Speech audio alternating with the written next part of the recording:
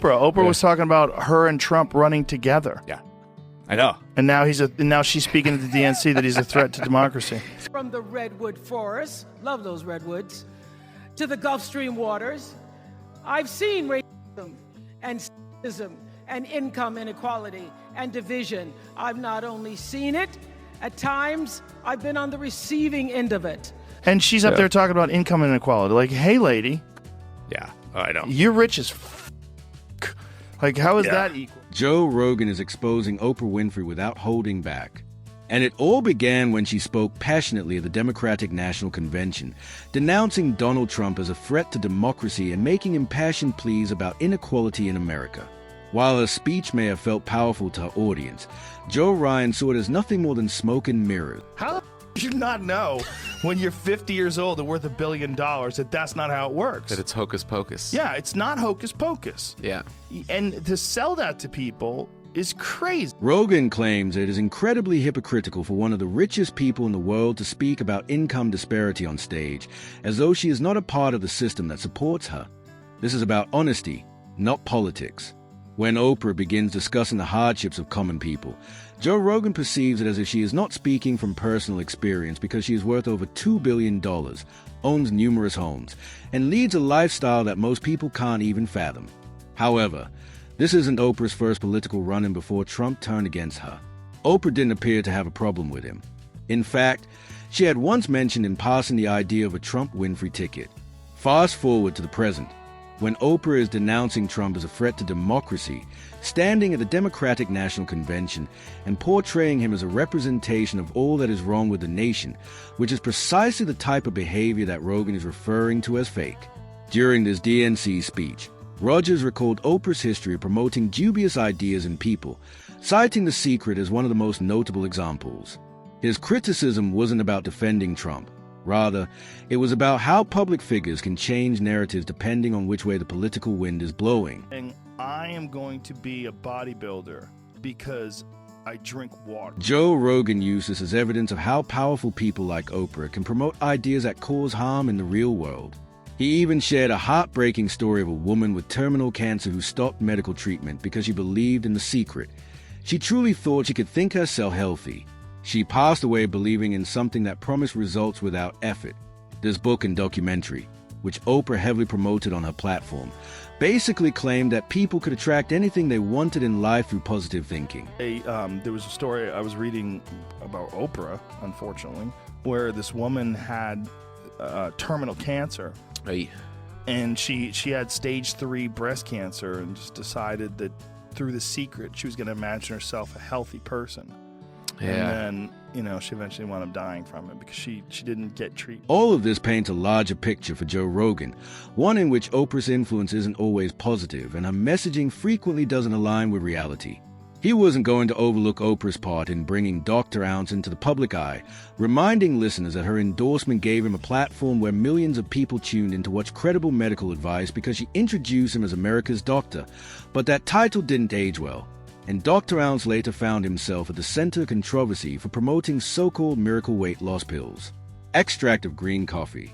His name became nearly synonymous with dubious health items after he appeared before Congress and was grilled for deceiving the public with bogus claims and pseudoscientific claims about raspberry ketones and other products. My friend and mentor, Oprah Winfrey.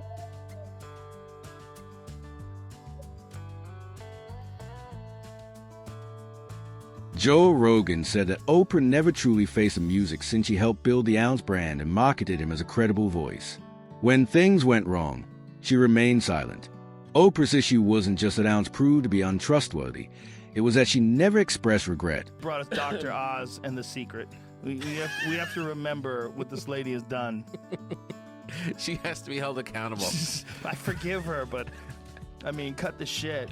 Additionally, Oprah's influence extends beyond books and quacks.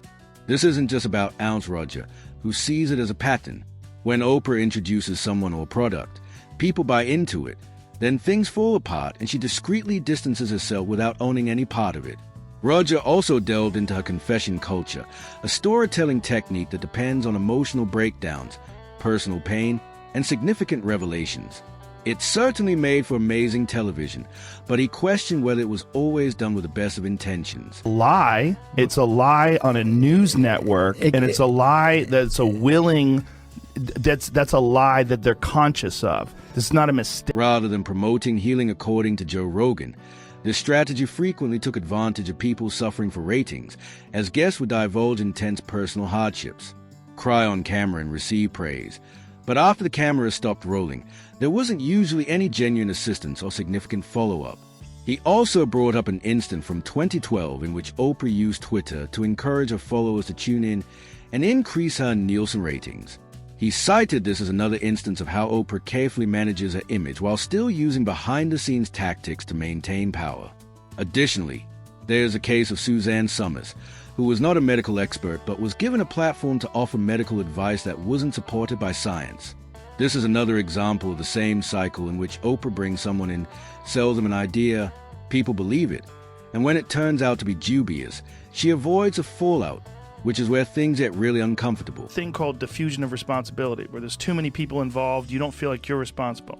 You don't feel like that's what, when they say it's easier to assault someone in front of 100 people than it is to assault someone in front of one person. Because one person might step in and stop it, but 100 people will sit around and go, someone's got to stop this. Joe Rogan looked beyond Oprah's public appearances and TV guests, and that's when things start to get dark. Take Harvey Weinstein, for instance. He and Oprah had a well-documented friendship, and pictures of them grinning together on red carpets are all over the internet. But according to actresses Katia Noble, it wasn't just a casual friendship. She claims that Weinstein exploited Oprah's reputation and presence to win her trust. He then used that fictitious sense of security to manipulate her. Joe Rogan noted that this wasn't merely guilt by association. Weinstein actively used Oprah's reputation to reach women. But after the scandal surfaced, Oprah didn't discuss their closeness or whether she ever realized something wasn't right. Oprah's name then surfaced 5 times in court documents pertaining to Jeffrey Epstein. There isn't any evidence of wrongdoing, but the connection raised eyebrows. Rogan then asked the obvious question, what kind of people does she surround herself with, and why does she remain silent when the people she supported face serious accusations? Well, everything comes back to the same main problem. Joe Rogan keeps saying that Oprah can't continue to act like she's above the problem when things go wrong if she wants to be viewed as a moral leader. I think there's also a thing about power. It's a power thing, to have power over people. Sure. And also to have power over these beautiful actresses that everybody else was lusting over. Joe Rogan's last point is rather straightforward. He believed that Oprah had become the spokesperson for a larger problem in contemporary media, where wealthy elites act as though they are concerned about the hardships of common people while never sacrificing anything themselves.